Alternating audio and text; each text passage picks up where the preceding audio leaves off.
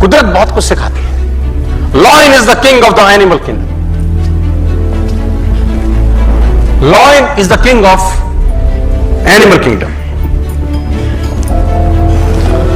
A lion is not the tallest animal in the jungle. A lion is not the tallest animal in the jungle. A lion is not the heaviest animal in the jungle.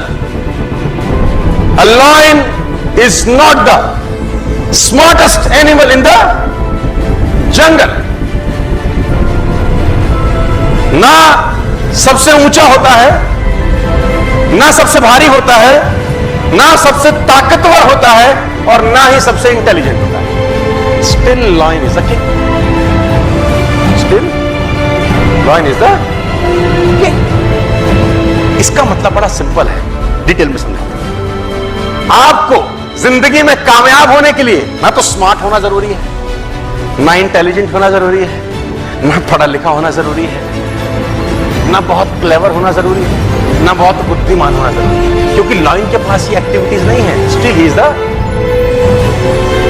Lion. Is not tall as giraffe, not heaviest than a elephant, not clever than a fox. Still he rules the jungle. और समझना पड़ेगा कि ऐसा देखो, a lion is the king of the jungle because of its attitude. The lion has a different attitude that makes every animal afraid of him. इसका attitude ऐसा है कि सारे के सारे जानवर इससे डरते हैं. डरने का मेरा मतलब है उसका रिगार्ड करते हैं एक तरीके से. Giraffe regard the lion, elephant regard the lion, hippopotamus regard the lion, rhino regard the lion, fox regard the lion, monkeys regard the lion. What makes these massive animals respect such a small cat? देखने में तो छोटी सी बिल्ली ही तो है. क्यों ऐसा होता है कि लायन का सब रिगार्ड करते हैं या डरते हैं दूसरी भाषा में? It's because of its the attitude is different by difference. जैसे ही लायन ने एलिफेंट को देखा, समझिए, जैसे ही लायन ने एलिफेंट को देखा, उसके दिमाग में एक चीज आई, लंच.